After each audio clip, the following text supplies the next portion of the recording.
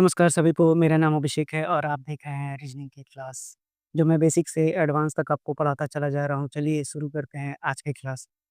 चलिए आज की क्लास में पहला सवाल है आपको 1, 2, 3 का मतलब है गुड टू टेस्ट, 4, 5, 6 का मतलब है सी यू सून और 7, 8, 9 का मतलब है बी राइट बैक। यानी कोई भी ऑप्शंस आपको मैच नहीं कर रहे हैं, यानी दिए गए यहाँ पर और यहाँ पे जो मीनिंग दिया हुआ है वो 1, 2, 3 और 4, 5, 6 यानी आप कट नहीं कर सकते हैं कि इसके लिए यही पर्टिकुलर होगा। लेकिन आपको एक यहाँ सीक्वेंस दिखेगा जो 1, 2, 3, 4, 5, 6, 7, 8, 9 यानी सब कुछ लगातार चल रहा है। तो यानी 7 का मतलब हो जाएगा बी, यानी इस सवाल का सही उत्तर हो जाएगा ऑप्शन नंबर डी। तो बिल्कुल भी इस क्वेश्चन में घबराना नहीं है। बढ़ते हैं अपने अगले सवाल पे। अगला सवाल आपसे बोलता है कि जीजेएल टीयूओसीबीएम इट इज़ कार दिया हुआ है, ही इज़ राम और राम इज़ कार यानी रिपीटेड है वर्ड्स। तो चलिए आपसे पूछा गया है कि इट के लिए आप क्या लगाएँगे? ठीक है, तो हमको इज और इज यहाँ से हटा सकते हैं। दोनों जगह देखेंगे क्या कॉमन है, तो जीजेएल हट गया। उसी तरह से अब कार के बारे में देखते हैं तो ये कार और यहाँ से ये कार हट जाएगा, यानी सीबीएम हट जाएगा, तो यानी टीयूओ ऑप्शन नंबर ए इस सवाल का सही उत्तर हो जाएगा। बढ़ते हैं अपने अगले सवाल की ओर। अगला सवाल आपसे पूछा गया है कि शार्क फिश को at the rate has empty लिखा गया है, फिश ईट फूड को लिखा गया है LUMPAK और शार्क एट फिश को लिखा गया है MPAK एट द रेट। तो आपको शार्क का मतलब बताना है। चलिए शार्क का मतलब शार्क 2 जगह रिपीटेड है, ठीक है? तो पहले अगर हम देखें तो फिश को हटा लेते हैं, फिश तीनों जगह है, यानी फिश, फिश और फिश ये 3 जगह से हट जाएगा। तो यानी कि आप तीनों में कॉमन देखिए क्या दिया हुआ है at the rate has empty. उसके बाद तीनों जगह पर आप देखेंगे तो एम्प्टी कॉमन है, तो एम्प्टी को हटा दीजिए। हटा दिया मैंने। अब उसके बाद मुझे तो शार्क चाहिए ना, तो अगर मैं आर को हटा दूँ यहाँ से, तो आर हटेगा नहीं, क्योंकि शार्क एट फूड, ईट को चलिए ईट हट जाएगा, तो ईट को यहाँ से हटा देते हैं दोनों में से। तो दोनों में से ईट को हटाएँगे तो LUMT और AK हट जाएगा। तो यानी कि शार्क का मतलब बच जाएगा एट द रेट, यानी कि ऑप्शन नंबर सी इस सवाल का सही उत्तर हो जाएगा। बढ़ते हैं अपने अगले सवाल पे। अगला सवाल आपसे पूछा गया है कि माला, चाहा, हवा, पीयूँ, नाका, चाहा, ठीक है? चलिए ये सारे के सारे हमसे पूछा क्या गया है चाहा और हवा। देखते हैं रिपीटेड है क्या चीज़ें। चाहा, काडू, अस्तो और यहाँ पर पीयूँ, शाक्लो बरोबर है, ठीक है? तो हमसे क्या पूछा गया है कि अच्छा इसको फिर लिखना पड़ेगा आपको या फिर ऐसे भी बना सकता हूँ मैं। चाहा, हवा, घर, हवा, इसका मतलब आपसे पूछा गया है, ठीक है? आइए देखते हैं पहले माला देखते हैं कितनी जगह पर है। माला एक ही जगह पर है, रहने देते हैं। चावा, चावा है क्या? हाँ, तो चावा को अंडरलाइन कर लेते हैं। यहाँ पर चावा है और यहाँ पे चावा है। देखते हैं दोनों जगह पर क्या आ जाएगा। दोनों जगह पर पीयू दिया हुआ है, तो पीयू जो है चाह के लिए वर्ड हो गया, ठीक है? अब उसके बाद देखते हैं हवा, हवा है क्या? ठीक है, 2 जगह पर है। हवा, हवा।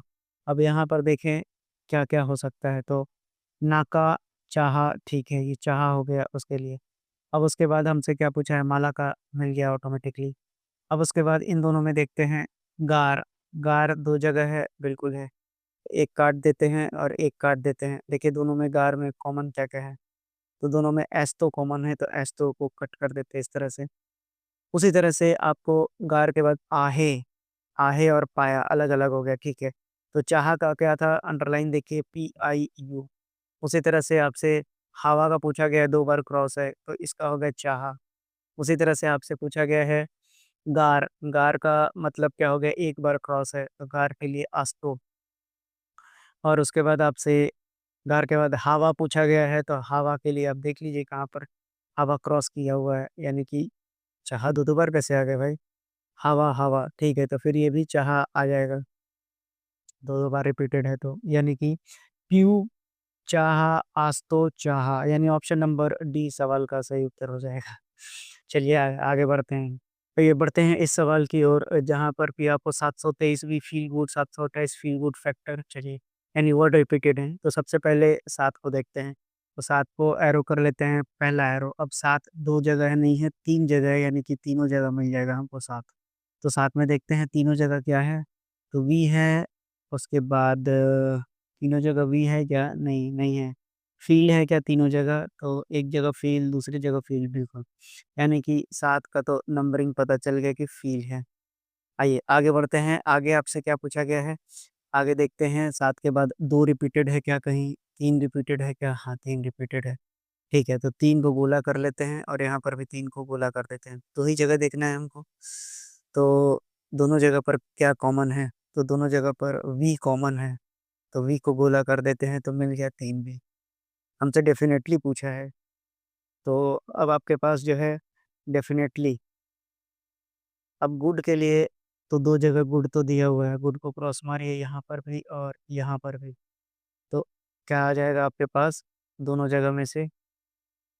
एक तो आ जाएगा मेरे पास 7, 2, 3, 2 आ जाएगा, तो यानी कि 2 आ गया आपके लिए, 2 आ गया मेरे लिए गुड, ठीक है। अब तो पहला वाला कंप्लीट हो गया, दूसरा वाला भी कंप्लीट हो गया, तीसरा वाला में 4 दे दिया है और पूछा है कि डेफ़िनेटली क्या होगा? तो 1 तो कहीं है ही नहीं और 9 भी कहीं नहीं है। तो 1 या फिर 9 दोनों ऑप्शन होता तो ही हम निकाल पाते, यानी इस सवाल का उत्तर हो जाएगा ऑप्शन नंबर डी। ध्यान से बनाइएगा सवालों को। पढ़ते हैं अपने अगले सवाल की ओर, जो आपके आरआरबी जेईई में पूछा गया सवाल है। इन बी पी को roses are blue, sick he is red flower और P meet he flower and vegetable, यानी रिपीटेड है वर्ड्स। चलिए तो पहले फ्लावर को हटा देते हैं, तो फ्लावर्स और फ्लावर्स दो जगह हैं, तो देखते हैं फ्लावर्स में एक जगह का, यहाँ पर दोनों जगह पर क्या कॉमन है?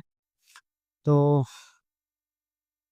सिक ही इज, तो ठीक है, ही मिल गया आपको फ्लावर्स का मतलब। उसी तरह से रोजेज आर ब्लू, रोजेज कहाँ कहाँ है? एक रोजेज यहाँ है और एक रोजेज यहाँ है। तो सॉरी, एक रोजेस पहले में था और कहीं है क्या रोजेस? नहीं, रोजेस तो नहीं है, इसलिए पहले इसको हटाइए। आर दिया है क्या? बरोबर आर है, आर को लीजिए, तो ये हो गया आर। आर दो जगह है, यानी इल बी पी और ठीक है, तो पी आ जाएगा आपके पास आर का वैल्यू, ठीक है। अब रोजेस का मतलब तो मिल गया हमसे, रोजेस का मतलब ही पूछा गया, नहीं मिला है। रोजेस और ब्लू है वहां पर, और कहीं है क्या? रोजेस नहीं है। निकाल सकते हैं क्या? और कहीं से वेजिटेबल्स मिल गया, रेड एंड बचा हुआ है, नहीं निकाल सकते, यानी इस सवाल का भी उत्तर हो जाएगा आपको सी एंड डी। आइए सवाल के फ्लेवर को थोड़ा अब चेंज किया जाए और बढ़ते हैं अब आगे। ऐसे सवालों को बोलते हैं कि अगर बुक पेन है और पेन को वीट कहा जा रहा है और वीट को चेयर कहा जा रहा है, चेयर को कप कहा जा रहा है और कप को बुक कहा जा रहा है, तो इडिबल क्या है? तो इडिबल आप यहाँ पर खाने का योग पूछा जा रहा है कि आप क्या यहाँ पर खा सकते हैं। तो खाने वाला एक ही चीज दिख रहा है आपको, वो है वीट।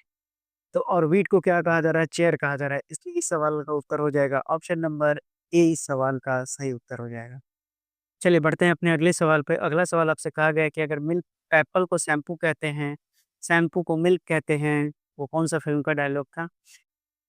याद याद नहीं आ रहा है, कमेंट बॉक्स में जरूर लिखिएगा। मिल्क को पेन कहते हैं, बुझी हुई को आग कहते हैं, पता नहीं कैसे था, चलिए ठीक है। मिल्क को पेन कहते हैं, पेन को हेयर कहते हैं और हेयर को एप्पल कहते हैं। तो कौन सा ड्रिंकिंग के लिए यूज किया जाता है? तो मिल्क आप ड्रिंक के लिए यूज करते हैं और मिल्क को पेन कहा जा रहा है, यानी इस सवाल का सही उत्तर हो जाएगा ऑप्शन नंबर डी। बढ़ते हैं अगले सवाल पे। अगला सवाल बोलते हैं आपसे कि अगर सर्किल को ट्रायंगल, ट्रायंगल को स्क्वायर और स्क्वायर को रेक्टेंगल कहा जा रहा है, तो what would be the polygon with the 3 side? 3 side, यानी ट्रायंगल की बात कर रहा है, ट्रायंगल को स्क्वायर कह रहे हैं, यानी कि इस सवाल का सही उत्तर ऑप्शन नंबर सी हो जाएगा। आइए बढ़ते हैं अगले सवाल की ओर, जो आपके आरआरबी एनटीपीसी में पूछा गया है। बोलता है कि Sun is written as Earth, Earth is written as Mercury, Mercury is written as Venus, Venus is written as Mars and Mars is written as Sun. How Venus lies between the Mercury and Earth be written as in that language? देखिए, आपको मैं पढ़ के बता दूं कि आपको पूछा है कि वीनस मरकरी और अर्थ के बीच में लाई करेगा, तो उसको इस लैंग्वेज में कैसे लिखा जाएगा? तो आपको बोला क्या है? तो मरकरी जो है, मरकरी को क्या बोला गया है? मरकरी को वीनस बोला गया है, ठीक है। और अर्थ को क्या बोला गया है यहाँ पर? अर्थ को बोला गया है आपको, Earth is written as Mercury, तो इसको लिखिए मरकरी। और आपसे बोला गया है कि वीनस, तो वीनस लाइज, अब वीनस को क्या बोला गया है? मार्स, तो बीच में आ जाएगा मार्स। तो यानी कि वीनस बीच में था ना, तो बीच में मार्स आ गया है अब मरकरी के लिए वीनस और अर्थ के लिए मरकरी, यानी वीनस और मरकरी के बीच में मार्स हो जाएगा। कौन सा ऑप्शन होगा? ऑप्शन नंबर बी सवाल का सही उत्तर हो जाएगा। एक बार रिवाइंड करके देखिए, आपको बिल्कुल समझ आ जाएगा ये सवाल। बढ़ते हैं अपने अगले सवाल पे। आइए आपसे क्या पूछा गया? बोलता है कि hockey table, basketball bed, badminton को स्टूल और क्रिकेट को डेस्क बोलते हैं। तो कौन सा गेम नेट पर खेला जाता है बिटवीन द टू प्लेयर्स और द टीम? नेट पर। तो नेट पर हम क्या खेलते हैं? हॉकी थोड़ी खेलते हैं, बैडमिंटन खेलते हैं, बिल्कुल। तो badminton is known as stool, तो स्टूल इस सवाल का सही ऑप्शन हो जाएगा, यानी ऑप्शन नंबर ए इस सवाल का सही उत्तर हो गया। आइए बढ़ते हैं अगले सवाल की ओर। अगला सवाल आपसे पूछता है कि अगर Urdu, Sanskrit, history, physics and economics are known as physics, history, Urdu, economics and Sanskrit relatively, तो व्हिच सब्जेक्ट हम न्यूटन के बारे में पढ़ते हैं, तो न्यूटन से संबंधित फिजिक्स है। न्यूटन से संबंधित फिजिक्स है और फिजिक्स है चौथे नंबर पे। तो इधर से देखिए चौथे नंबर पे कौन है? ये हो गया पहला, ये हो गया दूसरा, ये हो गया तीसरा और ये हो गया चौथा, यानी इकोनॉमिक्स इस सवाल का सही उत्तर हो जाएगा।